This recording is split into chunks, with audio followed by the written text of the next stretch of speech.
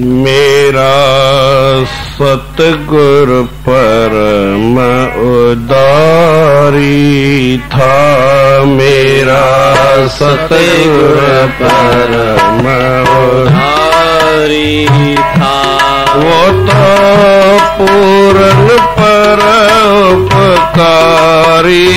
था, वो पूर्ण परोपकारी था। मेरा सतगुरु परम उदारी था, स्वामी क्यों राम अवतारी था। दया सर्व जीवों पर करता था वो, दया सर्व जीवों पर करता था वो, दया सर्व जीवों पर करता था वो, दया सर्व जीवों पर करता था वो। दुखी जीवों के दुख दर्द हरता था वो, दुखी जीवों के दुख दर्द हरता था वो, दुखी जीवों के दुख दर्द हरता था वो, दुखी जीवों के दुख दर्द हरता था वो। था सबका सजन, सबका सजन, करता सबको प्रसन्न, करता सबको प्रसन्न। वो तो दीन बंधु दातारी था, वो तो दीन बंधु दातारी था। मेरा सतगुरु परम उदारी था, मेरा सतगुरु परम उदारी था। चारों वर्णों को भोजन खिलाता था वो, चारों वर्णों को भोजन खिलाता था वो। प्यासे जीवों को पानी पिलाता था वो, प्यासे जीवों को पानी पिलाता था वो। सेवा सबकी करी, सेवा सबकी करी, देखा सब में हरी, देखा सब में हरी। वो तो समदर्शी सुखकारी था, वो तो समदर्शी सुखकारी था। मीठे राम अवतारी था, सामर्थ्य राम अवतारी था। सर्व जीवों का कल्याण करता था वो, सर्व जीवों का कल्याण करता था वो।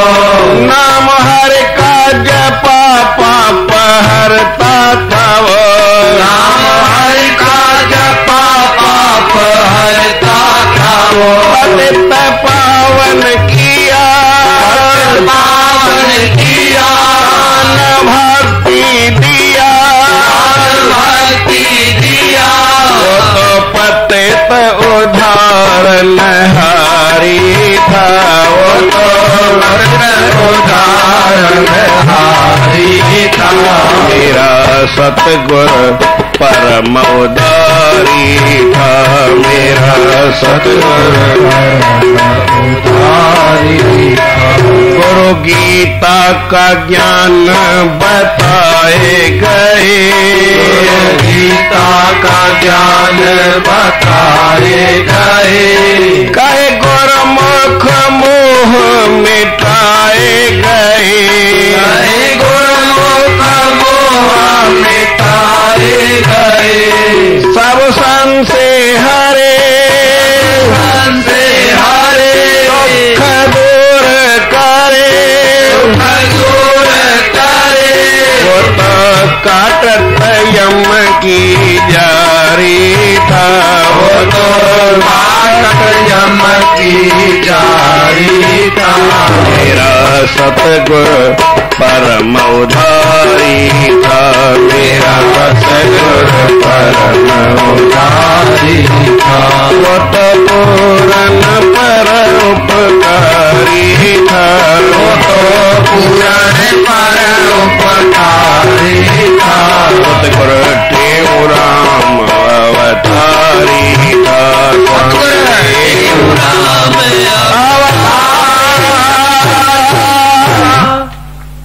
प्रेम से बोलो श्री राम। श्री राम नाम साक्षी, सतनाम साक्षी, सतनाम साक्षी, सतनाम साक्षी, सतनाम साक्षी, सतनाम साक्षी। परम आदरणीय सतगुरु महाराज, उनके स्वरूप में बैठे हुए पूजनीय योग हमारे संत महात्मा एवं गुणीजन मंडल और सतगुरुदेव के स्वरूप में बैठी हुई सतगुरुदेव की प्यारी भागों वाली साथ संगत, प्रेम से बोलो श्री राम। श्री राम। जिज्ञासु के लिए गुरु से बड़ा संसार में कोई नहीं है। जिज्ञासु के लिए, जिज्ञासु किसको कहते हैं कि जिसके मन में इच्छा जगी है, आस जगी है परमात्मा से मिलने की या अपने आप को पहचानने की। प्रेम से बोलो श्री राम। श्री राम। जब आदमी स्वयं की खोज करता है, अपने आप को पहचानने के लिए तैयार हो जाता है, तब इसको गुरु की प्राप्ति होती है। किसी पूर्ण सतगुरु को ढूंढना नहीं पड़ता है, वो अपने आप आकर के मिल जाते हैं। परंतु किसको मिलते हैं? जिसके मन में पूर्ण जिज्ञासा है। अथा तो ब्रह्म जिज्ञासा। परमात्मा को जानने के लिए जगत गुरु शंकराचार्य ने बताया कि कोई भी ऐसी बात की आवश्यकता नहीं है, कोई भी योग्यता नहीं चाहिए, उसके पहले कुछ भी नहीं चाहिए, केवल हमारे मन में जिज्ञासा होनी चाहिए कि मैं उस परमात्मा को प्राप्त कर सकूं। जब लग हमारी दुनिया में आस है, जब लग आस जगत की रही जगत का दास। और जब तक संसार की हमारे मन में इच्छा रहती है, तब तक हम गुरु के दास नहीं है, भगवान के सेवक नहीं है, क्योंकि हम संसार की इच्छा करते हैं। एक संत महात्मा इसको थोड़े तरीके से समझाते थे, देखो कोई चीज, कोई किसी को बड़ा आदमी मिले और उससे हम कोई चीज दूसरी मांगे, तो हमारे लिए चीज की आवश्यकता है या आदमी की आवश्यकता है? हम उस चीज को मानते हैं, चीज के लिए उस आदमी की इच्छा करते हैं। तो भगवान की प्राप्ति करना चाहते हैं, भगवान का भजन करते हैं, भगवान का ध्यान धरते हैं। क्यों? कि हमारा संसार में नाम हो जाए, तो हम नाम को चाहते हैं, भगवान को नहीं चाहते। किसको चाहते हैं? भगवान ने दर्शन दिया किसी को और कहा कि मांगो, बोले कि मेरे ऐसा हो जाए, मेरे वो हो जाए, मेरे ये हो जाए, मेरी ऐसी बातें हो जाए, मेरे को ऐसी बातें हो जाए, मेरा दुकान लग जाए, मेरी लॉटरी लग जाए। अरे तुम दुकान लॉटरी बच्चों के लिए भगवान को पूछते हो, भगवान का नाम करते हो, भगवान की भक्ति करते हो। परमात्मा मिल जाए फिर उससे कोई दूसरी इच्छा रहे, तो इसका मतलब हमारे भजन में कमी है, हमारे दर्शन में कमी है। अभी हमें वो परमात्मा का दर्शन हुआ नहीं है। परमात्मा दर्शन किसको देता है? नहीं, परमात्मा सब जगह है, ऐसी कोई जगह नहीं है जहां परमात्मा खाली नहीं है। लेकिन हमारी आंखों में कुछ पर्दा है, हमारी आंखों में कुछ फर्क है, हमारी आंखों में कुछ अंतर है, हमारे ऊपर कुछ आशीर्वाद भगवान का कम है। हम अपने को कुछ पर्दे के अंदर रखना चाहते हैं, इसलिए हम कुछ गलत देखते हैं। इसलिए हमारे को संसार की इच्छाएं जागृत रहती है, संसार की ओर इच्छा होती है। भगवान को देखने पर भी हम भगवान को नहीं चाहते हैं, उनसे कुछ दूसरी चीज चाहते हैं। प्रेम से बोलो श्री राम। श्री राम। परंतु जो परमात्मा को सही तरह से पहचान लेता है, जो परमात्मा को सही तरह से देख लेता है, उसको सब जगह वो परमात्मा ही दिखता है और जगह उसको दूसरी चीज दिखती नहीं है। जब सभी परमात्मा है तो हम किससे मांगे, क्या मांगे, कौन मांगे? जब सभी परमात्मा है, विचार करने की बात है। तो जब गुरुदेव की कृपा होती है, गुरु की दृष्टि से, गुरु के ज्ञान से ये जीव देखने लगता है, तो इसको सब जगह, हर जगह वो परमात्मा दिखता है, भगवान दिखता है। उसको कोई दूसरी चीज नहीं दिखती। फिर कोई दुखी है, कोई गरीब है, कोई ऊंच है, कोई नीच है, कोई खराब है, कोई अच्छा है, ये सब कुछ नहीं दिखता है। वो सबके ऊपर दया करता है, सबको ऐसे आशीर्वाद देता है, सबका भला करता है। सर्वे भवन्तु सुखिनः, सर्वे सन्तु निरामया, सर्वे भद्राणि पश्यन्तु, मा कश्चित् दुःख भाग् भवेत्। अगर कोई उसका कोई दुख करने वाला हो, कोई उसका बुरा करने वाला आ जाता है, तब भी वो उसको अपना स्वरूप समझ करके उसकी ओर क्रोध ही नहीं करता है। माफ करने की बात नहीं कहता हूं मैं, विचार करने की बात है। माफ करना तो होता है कि आपने गलती की, मैंने आपकी गलती को समझा और आपको गलत माना, तब आप फिर मेरे से माफी मांगते हैं, तब मैं आपको माफ करूं। तो इसका मतलब माफ करने का मतलब मैं आपकी गलती को समझता हूं तभी तो माफ करता हूं। मेरे को एक लड़का था, हमारे आश्रम पे रहता था, मेरे को बोलता है कि मेरे को माफ करो। मैंने कहा भाई तू मेरा छोटा भाई है, मेरे छोटा बच्चा है, मैं तुमको सब माफ करता हूं। यहां तक कि पोप ने कभी ऐसा भी कहा था, उससे किसी ने मांगा था कि मैं आगे भी जो कोई गलती करूं वो मेरे को माफ कर देना, कल गलती करूंगा आज माफी मांग लेता हूं, वो भी मेरे को माफ कर दो। ऐसा होता नहीं है पर मैं तुमको वो भी माफ करता हूं, परंतु मुझे ये नहीं मालूम कि आपने किस बात की मेरे से माफी मांगी। आपको भी नहीं मालूम है कि किस बात की तुमने माफी मांगी। अगर तुमको भी नहीं मालूम है, मुझको भी नहीं मालूम है, तो ये गलती पुनः पुनः होती रहेगी, क्योंकि आपको मालूम ही नहीं कि किस बात की आपने माफी मांगी। माफी का मतलब होता है कि आप मेरे से जब माफी मांगते हैं, इसका मतलब मैं आपकी कोई गलती देखता हूं, आपको गलत देखता हूं। लेकिन जब मैं आपको अपना स्वरूप समझता हूं, आपको अपना समझता हूं, तो बताओ मैं आपको क्या माफ करूं। पर माफ करूं तो तब जब मैं कोई बुरा मानूं तो न, मैं बुराई नहीं मानता हूं, आप मेरे स्वरूप हैं अपने, इसलिए मुझे क्रोध नहीं आता है। एक मिसाल से मैं समझाता हूं, प्रेम से बोलो श्री राम। श्री राम। मेरा दांत है और मेरी जबान उस मेरे दांत से कट गई, तो मैं क्या भाई दांतों को हथौड़ा मार के तोड़ के फेंकता हूं। आप भी ऐसे कभी होता है, खाते खाते ध्यान कहीं चला जाता है तो अपनी जबान अपने दांत से कट जाती है, तो क्या किसी ने दांतों को तोड़ के फेंक दिया है? क्रोध आता है, यार ये दांत कैसे हैं, बार बार मेरी जबान को काट देते हैं। और जब कभी हम चिंता में होते हैं तो बार बार हमारी जबान कटती रहती है हमारे दांतों से। कभी कोई चिंता की बात हो, कभी ऐसा समझ में हो तो किसी को ध्यान रहे, तब बार बार ये दांत अपनी हमारी जबान को काटते रहते हैं, फिर भी हम दांतों के ऊपर कभी क्रोध नहीं करते, क्योंकि दांत भी मेरे हैं। अगर किसी दूसरे का दांत हो तब तो मैं उसके दांतों को फोड़ दूंगा, तोड़ दूंगा, लेकिन मेरे दांत इसलिए मैं तोड़ नहीं सकता। कभी क्रोध ही नहीं आता, कभी मैं गलती नहीं समझता इस बात को। एक दूसरी बात, मेरे को कोई तकलीफ हो जाए और मेरे मुंह की उल्टी, उल्टी समझते हैं क्या? वामन। मेरे मुंह से उल्टी निकले और मेरे कपड़े खराब हो जाएं, मैं किसको गुस्सा करूंगा, किसको घूर के देखूंगा? और कभी बस में जा रहे हो और किसी छोटे बच्चे की, लेकिन हमारा नहीं, दूसरे किसी का बच्चा हो, मेरा बच्चा नहीं होना चाहिए, दूसरे का बच्चा, और वो भगवान की दया से उसको हो नहीं किसी को भी, पर उल्टी हो जाए और मेरे कपड़े खराब दे, तो उसकी मां को, उसके बाप को, उसको सबको घूर के देखूंगा, क्या अपने बच्चे को संभालते नहीं हो? बड़ा गुस्सा करूंगा। क्यों करूंगा? कि वो दूसरा समझता हूं, गैर समझता हूं, इसलिए उसके ऊपर गुस्सा करता हूं। और मेरा ही बच्चा अगर करे तो फिर मुझे क्रोध नहीं आएगा। तो हमारे सद्गुरु महाराज सबको ऐसे अपना समझते थे, यही उनकी करामात है। वो क्या करते? दया सर्व जीवों पर करता था वो, दया सर्व जीवों पर करता था वो, दुखी जीवों के दुख दर्द हरता था वो, दुखी जीवों के दुख दर्द हरता था वो, था सबका सजन, सबका सजन, करता सबको प्रसन्न, सबको प्रसन्न, वो तो दीन बंधु दातारी था, वो तो दीन बंधु दातारी था, स्वामी देव राम अवतारी था, स्वामी देव राम अवतारी था। सभी को प्रसन्न करता था। एक मां का बच्चा जब रूठ जाता है तो मां क्या उसको मारती है, पीटती है?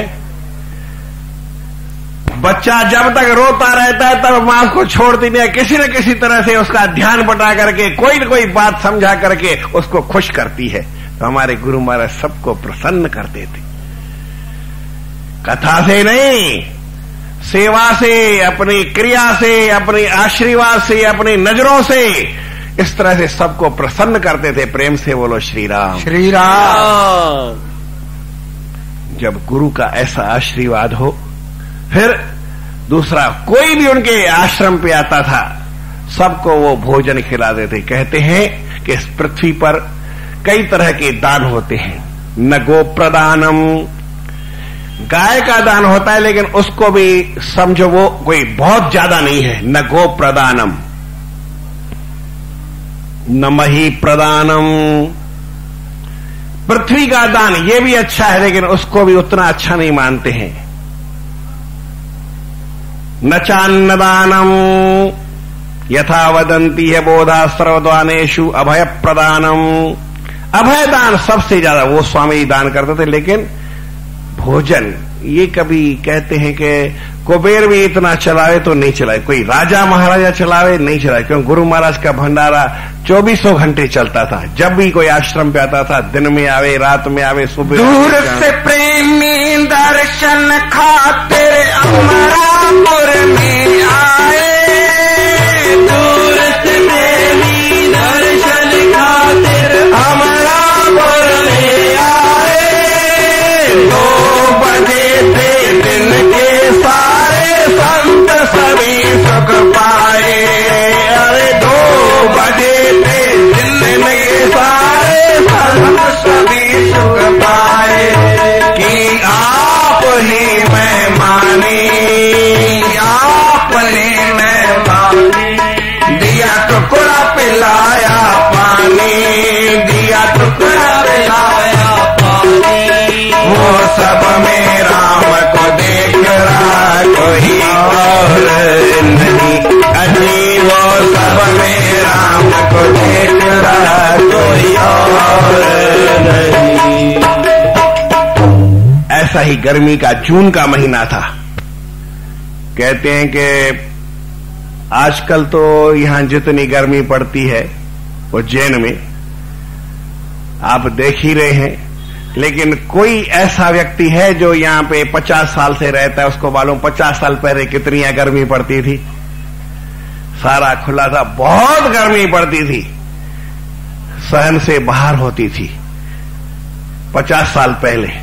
और सिंध में भी जो लोग ऐसे थे उनको मालूम है कि कितनी ज्यादा गर्मी पड़ती थी। सिंध बहुत गर्म प्रदेश था, वहां पे गेहूं होता ही नहीं था, पहले कम होता था, फिर ज्वार बाजरा ये गर्म प्रदेश में हो जाते हैं, वो होते थे, लोग खाते थे। गेहूं तो यूपी की साइड में और पंजाब की साइड ज्यादा होता था। अभी तो गेहूं भी होता है, लेकिन उस समय जब नहरें नहीं थी, और नहरें तो फिर बाद में सिंधु दरिया से, सिंधु नदी से निकाली गई, उसके बाद तो सिंध हरा भरा हो गया, अब सारा हरा भरा है। लेकिन सारी बात हो रही, गर्मी इतनी पड़ती थी कि लोगों से सहन नहीं होती थी। आज तो थोड़ी गर्मी में सब घर घबरा जाते हैं।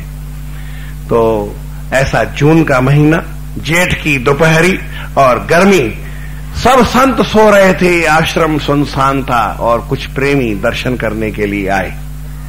शहर से आए। गुरु महाराज का मंदिर 35 फुट ऊंचा रेत के टीले के ऊपर था। आप जितने यहां बैठे हैं, एक विचार करो, 35 फुट ऊंचा कोई रेत का टीला हो, उसके ऊपर कोई मकान बन सकता है? आज भी नहीं बनता है, आजकल भी नहीं बनाते।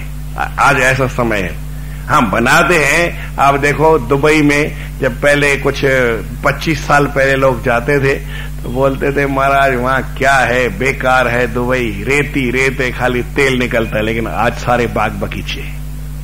आज का जमाना बहुत कुछ मेहनत कर चुका है, आगे बढ़ चुका है, परंतु फिर भी 35 फुट ऊंचा टीला, उसके ऊपर कोई मकान आज तक नहीं बना है। लेकिन हमारे गुरु महाराज का आज भी जाकर के देखो, बना हुआ है टंडे आदम में, 35 फुट ऊंचा। 35 का मतलब ये अभी अपना जो है ना, ये 20 फुट की ऊंचाई है, इससे 15 फुट और ऊंचा।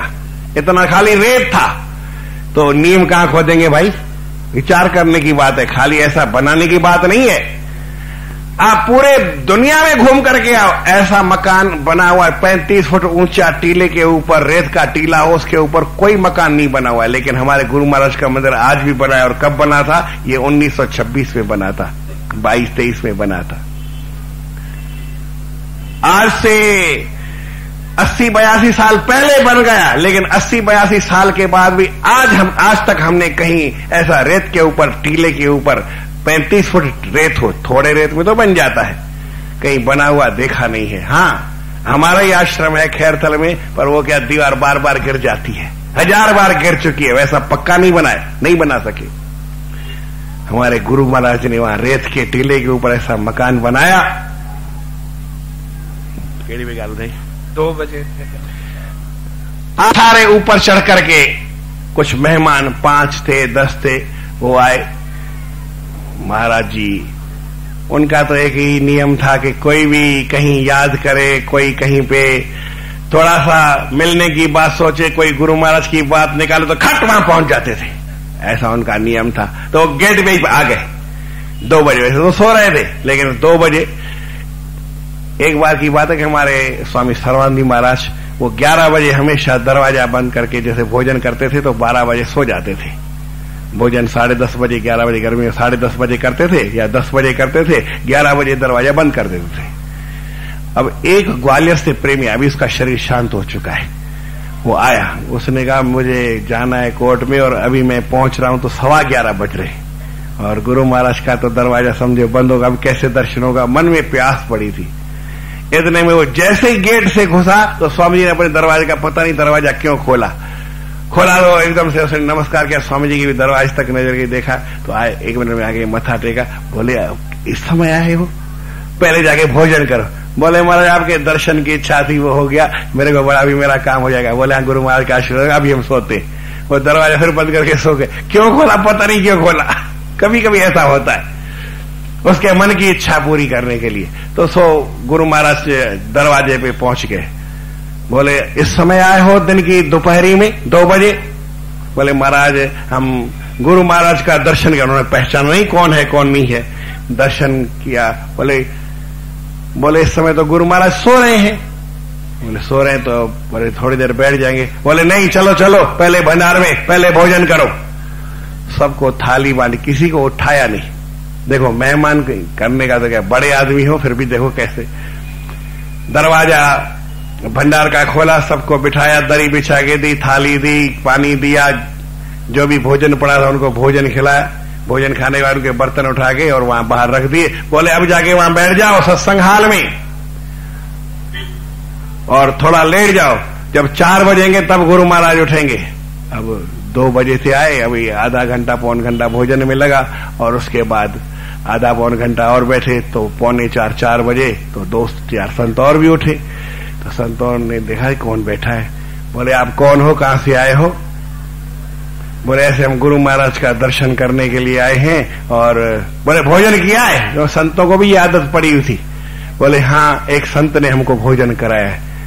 बोले ठीक है, अभी आप थोड़ी देर बैठो, गुरु महाराज उठेंगे आप उनको तो बोले गुरु महाराज तो बैठे हैं। बोले बैठे कहाँ हैं? बोले वो सामने नहीं बैठे। बोलिए तो इसने तो हमारे को भोजन कराया है। बोले यही तो गुरु महाराज है, और कौन है? वो प्रेमी आकर के नमस्कार करें, महाराज आपने हमारी सेवा की, हमारे जूठे बर्तन उठाए, हमको भोजन कराया। बोले बाबा हम भी तो सेवादारी है। गुरु महाराज ये ने कहा कि नहीं? बोले हम भी तो सेवादारी हैं, आपकी सेवा के लिए बैठे हैं। और सबको प्रसन्न किया। तो गुरु महाराज स्वयं अपने हाथों से भोजन कराते थे। ऐसे हमारे गुरु महाराज जी, जिन्होंने अपने जीवन में ऐसा सेवा भाव किया। और दूसरी जो गुरु महाराज की बातें हैं, मैं आपको बता रहा था कि उन्होंने सबका कल्याण करते थे, सबकी सेवा सबकी करी, देखा सब में हरि, वो तो समदर्शी सुखकारी था। सब में समान रूप से परमात्मा को देखते गए। और गुरु गीता का ज्ञान बताया गया। उन्होंने गीता का ज्ञान बताया। भगवान श्री कृष्ण जो अर्जुन को बताते कि अर्जुन तू अपने जीवन में योगी बन जा, सेवादार बन जा, सेवा करने वाला बन जा। तो योगी बनेगा, परमात्मा से वृत्ति जुड़ी रहेगी और मेरे से वृत्ति जुड़ी भी रहे और अपना संसार का काम भी करता रही। इस तरीके से अगर तुम करोगे तो तुम्हारा जीवन में कल्याण होगा। तो गुरु महाराज ने कहा ये भी मन से परमात्मा का स्मरण करो, हाथों से सेवा करो, जितना हो सके जो आपका काम है, अपना काम धंधा फर्ज अदाई पूरी करो, अपना कर्तव्य पूरा करो। अगर ऐसा करेंगे तो फिर आपके जीवन में कोई दुख नहीं रहेगा। सब संशय हरे दुख दूर करे, वो तो काटत यम की जारी था। गुरु महाराज सबके दुखों को दूर करने के लिए अवतार लेकर के आए। इसीलिए आइए हम अपने गुरु महाराज की शरण में चले। ऐसा कि मैं आपको सुनाता तो गुरु महाराज के ऊपर कहते हैं कि देखो,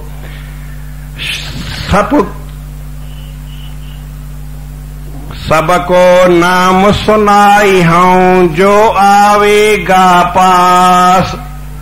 सबको ये गुरु महाराज की महिमा से जो हमारे पास आते हैं उनका नाम सुना दे। क्यों कि शब्द हमारो सत्य है, दृढ़ राखो विश्वास। या विश्वास रखो कि गुरु भक्ति के बिना कोई भी जीवन में आगे बढ़ नहीं सकता है। परंतु कैसे कि सत्य नाम निज औषधि, सतगुर दई बताए। गुरु ने नाम की औषधि हमको बताई, पर औषध खाए सुपथ रहे। औषध भी खावे और सुपथ भी रहे, परहेज भी करे। परहेज नहीं करेगा तो लाभ नहीं होगा। ताकि वे दन जाए, उसकी ही पीड़ा मिट सकती है। इसीलिए हमारे गुरु महाराज हमेशा परोपकार के कार्य में रहते थे, सबका भला करते थे। कैसे? जैसे सीप है वो समुद्र में रहती है, समुद्र का पानी नहीं पीती। कबीर सीप समुद्र की खारा जल नहीं लेत। खारा जल नहीं पीती है, क्या करती है? पानी पीवे स्वाति का, स्वात बूंद का पानी पीती है। और शोभा सागर देत, और शोभा जो वो सोगर को, सागर को देती है। शोभा मानी जो मोती निकालती है ना, वो मोती किसको देती है? वो समुद्र के। लोग क्या बोलते हैं? समुद्र में से ये मोती निकलते हैं, लेकिन वो मोती सीप का होता है। सीप समुद्र का पानी नहीं पी करके, पानी भी उसका नहीं पीती, फिर भी शोभा जो मोती है वो समुद्र को देती है। आप भी संसार से कुछ लेने की इच्छा मत करना, कुछ भी नहीं, कभी भी नहीं, किसी से भी नहीं। संसार से लेने की इच्छा मत करो, और जितना हो सको संसार को दे जाओ, तो आपका भी जीवन में कल्याण है। और ये हमारा ये कुंभ का मेला, ये भी सबका सफल हो जाएगा। बोल श्री कृष्णचंद्र भगवान की जय। एक भजन हम सब मिलकर के गुरु महाराज की याद में। आए आए हवा, आए आए हवा, दे जाए मुझे सतगुरु रखे। मुझे सतगुरु रखे, मुझे दीन दुनिया जे रखे, मुझे दीन दुनिया जे रखे। ओ किथे किथे वसे तो हमेरा पुरे जो साईं, किथे वसे तो हमेरा पुरे जो साईं। गोले गोले गली ऐ शहर शहर तथा कसमा, गोले गोले शहर शहर तथा कसमा, गोले गोले गली ऐ जंगल जबल तथा कसमा, गोले गोले गली ऐ जंगल जबल तथा कसमा। निशान पता कोई न मिला,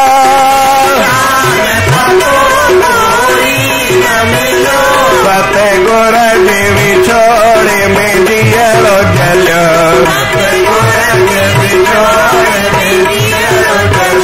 किथे किथे वसे थो अम्बेरा पुरे जो साईं, किथे वसे थो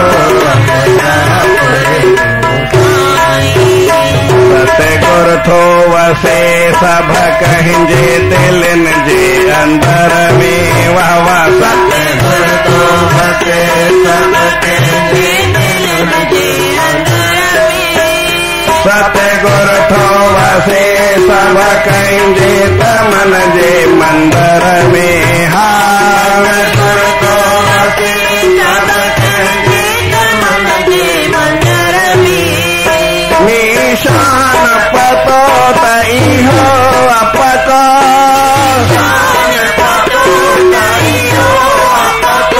हर हंद तो वसे सतगुर तसचो,